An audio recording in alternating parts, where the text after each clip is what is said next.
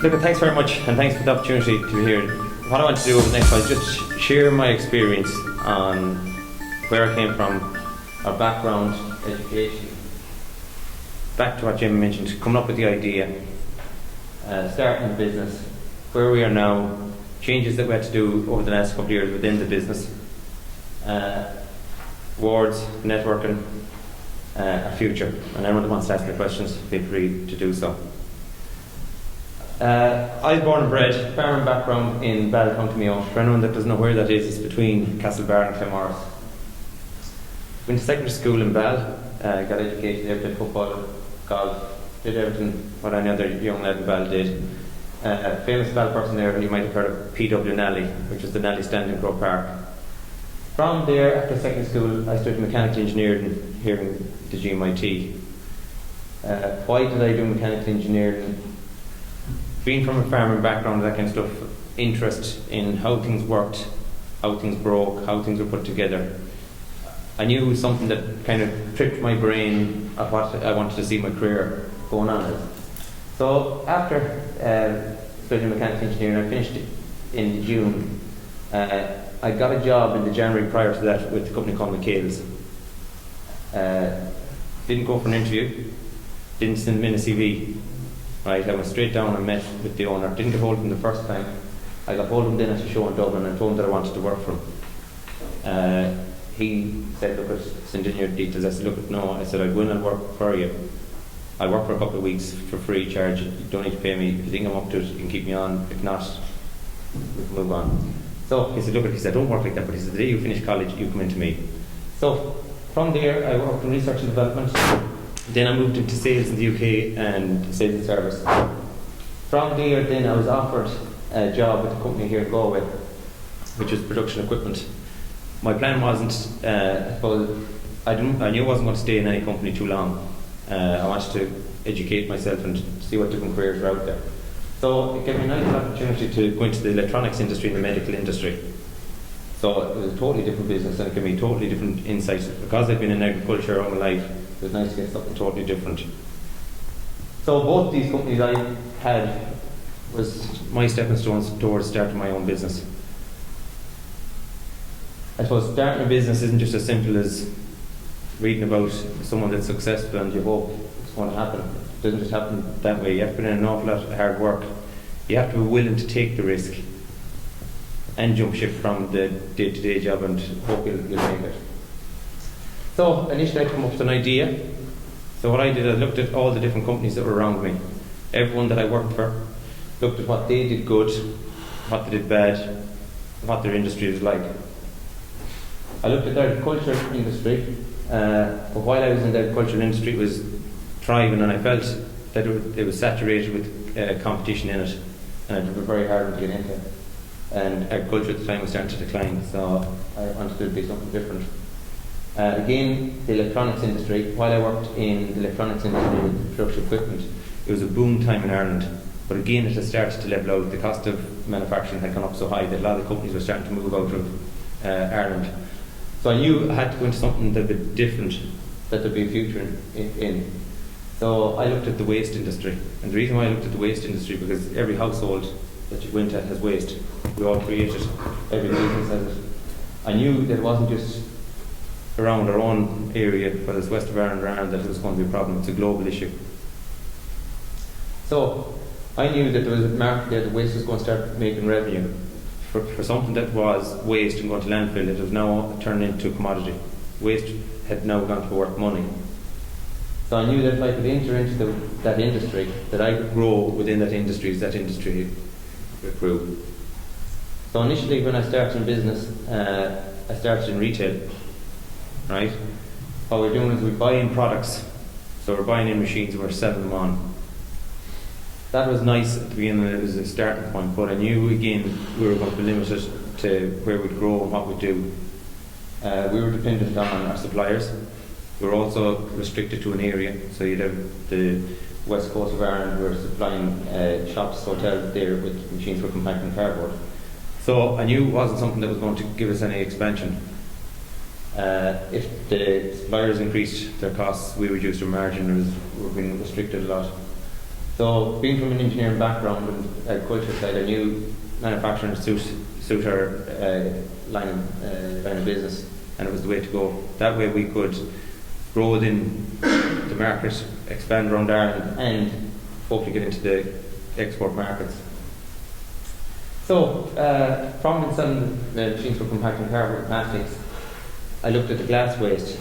The original idea came from existing customer and asking what his issues were, right? And a lot of his issues was bottle waste, storage of it, cost of disposal, and getting rid of it. So I set about developing a product for reducing glass waste, and the PEL bottle crusher was born. What it does, very simple, reduces bottle volume by 5 to 1. So where a customer might put on 5 bins, they're now down to 1 bin. Reducing the cost of disposal, reducing the amount of storage space, and reducing the amount of time segregating bottles.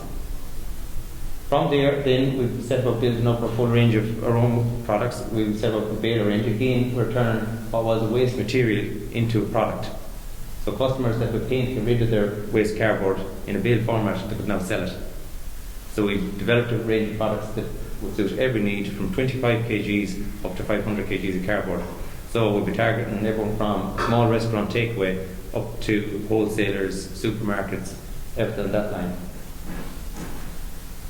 We then increased our product range. We set about, as the climate changed over here, in about 2008, we set about looking at different ways to grow our business.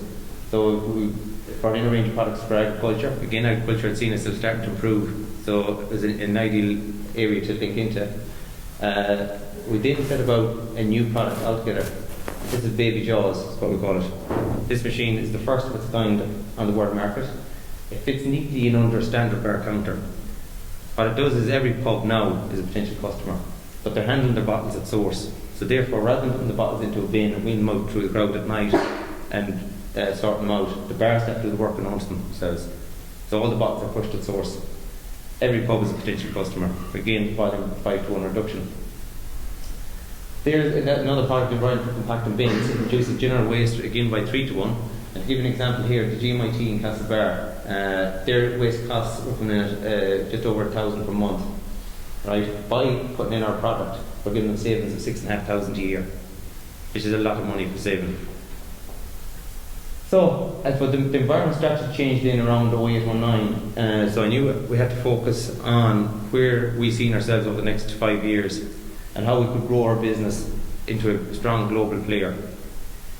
So I identified a few areas within the business and where we could change. One was look at subcontracting, income generation, innovation, coming up with new ideas, separating ourselves from our competitors, networking, expanding into new markets, looking at the different sales channels, and being positive all the time. So the subcontracting, at the time then we were manufacturing all the products in-house in Balla. To grow the business, number one, it took an awful lot of capital to allow us to increase our own production facility. So we looked at subcontracting part of our work out. I looked at the likes of the big companies, Thermo King, Hewlett-Packard, Dell, how did they do their business? And they all subcontract. So a lot of people probably think you look at the imported products then from China or getting China to do work. We didn't. We looked at the contractor here in Galway. So the subcontractor now that does a lot of our sheet metal, which has improved our quality, improved our output, allowed us to increase production fast. But then it has allowed me to focus on our core business, research and development and sales. Income generation. Again, you can have the best product in the world, but if you can't sell it and get paid for it, it's of no benefit to you, right? I've just thrown up a quick example here of Michael O'Leary. Everyone knows who they are. They're a great marketing company. You pay for your ticket before you use it, right? Get their cash in. So I was looking to see, is there any ways we could streamline our business to make it more cash strong? So we set about putting out a rental portfolio. So now what we've done around Ireland and the UK, we have a rental book. So the customer can have the product at a low cost, at a monthly cost, right? It allows us to get the products out into the market, but what it does is it guarantees our cash flow. So every business has to look at different ways of how they can draw in money. And it's paid for, it's in standing order. Research and development, again, we keep looking at how we come up with new ideas. right? The Baby Jaws is an example of what I said. We knew the bottle market was growing, we were the best at what we were in the field, but we wanted to be ahead of everyone else at the front of house, get it into where everyone is able to use it. Within the company, we always put an atmosphere out there, that innovation, come up with new ideas, don't be afraid to throw it out there, don't be afraid to let the ideas in. Everything works once it's put into play. Separating ourselves from our competitors, again, we want to be the best at what we do, right? Best quality product, best quality service, and be different, be unique. From there, positive attitude. Surround ourselves by positive people. I believe in everyone that I surround myself by being positive. If you're insulting to a customer and you're negative, they see it, go and buy it. If you're positive, they attract to it. They like you because you're positive. And the people that you're surrounded by should be positive. Otherwise, they bring you down. Having the right people working for you. It's important to have people that you can delegate work to. Once you start growing, you can't be everyone and be everything yourself. So you have to have people to be able to be within that position, to be able to do the work for you and as good as what you want. Again, sales channels. Have the right sales people, the right distributors. Networking. We were lucky over the last couple of years to be involved and achieved a certain amount of awards. It's not my motivation really to be in and getting awards. What I use it for is networking, meeting people. An example of that was Ernst Young. 2009 I was looking up to be in as emerging category for Ernst Young Entrepreneur of the Year. It wasn't about being in the awards, it was the people we met. I could get in at CEO level then of any company. Again, being a small company starting, they were all multinational companies. They loved to put you in under the wing and bring you on. An example of that, Haiti. We sent a container load of machines out to Haiti. Again, you said, how could they go spending money on machines in Haiti? But because of a link within the Ernst Young network, it grew our business to do that. Again, we look at expanding into new markets. Our main markets: Ireland, UK, Holland, France, United Arab Emirates, Australia, Haiti, and now America. Our main two markets will be the UK market and the American market. We have an office based in London, and we're building a team out there. Again, their culture is similar to our own. The other beauty of it is, we look at a population of 4.5 million. The UK, 59 million. The waste out there is huge. The biggest pub owner in Ireland is 22 pubs. In the UK, Whitbread's 2,500. You have Katie Witherspoon's 850. Mitchell the Butler, 1,500. So you're going in, one sale can get you into a massive group, whereas over here, you're putting as much work into getting ones and twos as you will be into groups in the UK. We've now opened an office as well in Washington, DC, and we just recruited a business development manager for that market. Again, we're playing on the Irish card. In the States, there's over 4,000 Irish pub owners. Might have one pub, a lot of them have 10, 12, 15, 20 bars. They love to see companies coming into the States from Ireland. There's a bit of patriotism there. We have our first machines heading out there this week. Again, it's going to groups of Irish owners. I was out there myself in February. We spoke at the Irish Pubs Global Conference. From that, it started generating business. Plus, it got us our business development manager. So, the future for us is bright. We're going to continue pushing on into research and development. We're going to come up with new ideas, but first to market. We're going to expand the markets that we're in and grow within them. Some of our key clients that we have at the moment, again, hotel groups. You're familiar with Hilton, Ritz. We do work for McDonald's. Here in Ireland, we all work for Supermax, reduce all the waste. Toyota, Western Health Board, the HSE. So, just to summarise what I spoke about and what we're saying, come up with the idea.